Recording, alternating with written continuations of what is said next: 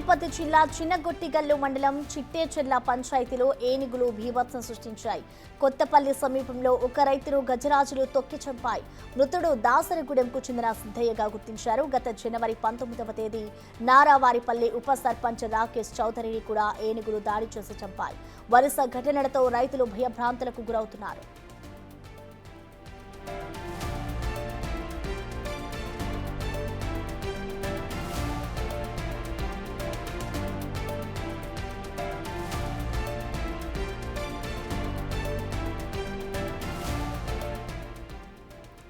ఈ ఘటనపై పూర్తి సమాచారాన్ని మా ప్రతినిధి దామోదర్ అందిస్తారు. దామోదర్, చెప్పండి, ఇటు ఏనుగుల గుంపుకు సంబంధించిన డీటెయిల్స్ ఏంటి?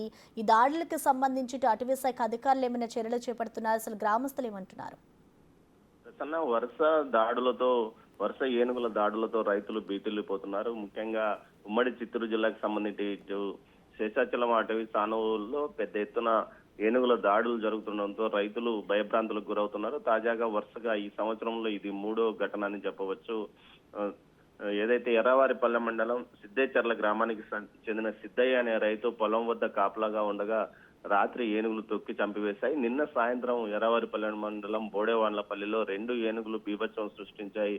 పంట పొలాలను ధ్వంసం చేసి ఏదైతే అక్కడున్న సర్వేరాలను సైతం ధ్వంసం చేశాయి. దీంతో పాటు మోటారు పైపులను, అదేవిధంగా మామిడి మొక్కలను విచక్షణ రహితంగా పీకివేసిన పరిస్థితి. తెల్లవారుజాము ఏదైతే నిన్న రాత్రి తన పొలం వద్ద అడవి పందుల నుంచి వేరుశనగ పంటతో పాటు టమోటా పంట మీద ధ్వంసం చేస్తాయని భావించి అక్కడికి కాపలాగా వెళ్లిన సిద్ధయ్య అనే రైతును తొక్కి చంపివేశాయి. ఈ ఘటనలో 2 ఏనుగులు ఉన్నట్లు సమాచారం. దీంతో అటవీ శాఖ అధికారులు అక్కడికి చేరుకునే పరిస్థితిని సమీక్షిస్తున్నారు. మొత్తం మీద అటవీ శాఖ అధికారులకు పలుమార్లు ఏదైతే తమ పంట పొలాల్లోకి ఏనుగులు వస్తున్నాయని చెప్తున్నప్పటికీ వారు పట్టించుకోవడం లేదని రైతులు ఆగ్రహం, ఆవేదన వ్యక్తం చేస్తున్న పరిస్థితి.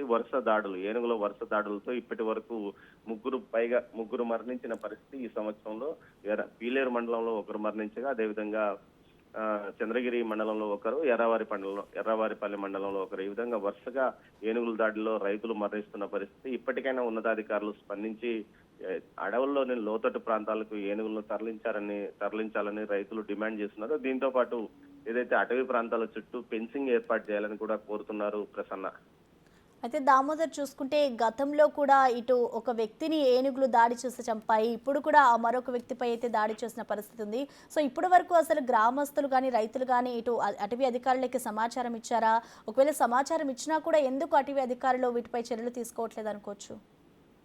నిన్న సాయంత్రం 2 ఏనుగులు ఎర్రవారిపల్లె మండలం బోడేవాన్లపల్లి, అంటే ఏదైతే సిద్ధచెర్ల సమీపంలోనే బోడేవాన్లపల్లి అటవీ ప్రాంతం నుంచి బయటకు వచ్చాయి. సరిహద్దులోని పంట పొలాలను ధ్వంసం చేశాయి. ఈ సందర్భంగా సమాచారాన్ని వెంటనే అటవీ శాఖ అధికారులకు తెలియజేశారు. వారు ఏదైతే ట్రాకర్స్ తో పాటు మరికొంతమంది సిబ్బందిని పంపించి వాటిని ఏనుగులను ఈ రోజు ఉదయం అడవుల్లోకి తరుముతామని చెప్పారు. అయితే రాత్రికి ఆ ఏనుగులు మరోసారి అటవీ ప్రాంతం నుంచి బయటకు వచ్చాయి. సిద్ధాచెర్ల గ్రామంలో అటవీ సరిహద్దు సమీపంలో ఉన్న పంట పొలాల్లోకి వచ్చాయి. ఈ సందర్భంగా అక్కడ పంట పొలాల వద్ద కాపలాగా ఉన్న సిద్ధయ్య మీద తొక్కి చంపివేశాయి. మొత్తం మీద అయితే ఈ అటవీ సరిహద్దు ప్రాంతాల్లో ఉన్న పంట పొలాల వద్దకు రైతులను రాత్రిపూట వెళ్లొద్దంటూ అటవీ శాఖ అధికారులు విజ్ఞప్తి చేస్తున్నప్పటికీ ఏదైతే అటవీ జంతువుల వల్ల పంట తీవ్రంగా నష్టపోతున్నామని భావిస్తున్న రైతులు అక్కడికి వెళ్లి కాపలాగా ఉంటున్నారు. కాపలాగా కూడా ఒకరిద్దరు ఉండడం వల్ల ఈ పరిస్థితి తలెత్తింది. మొత్తం మీద అయితే నిన్న సాయంత్రం నుంచి ఏనుగులు ఆ ప్రాంతంలో సంచారం చేస్తున్నాయి. దీంతో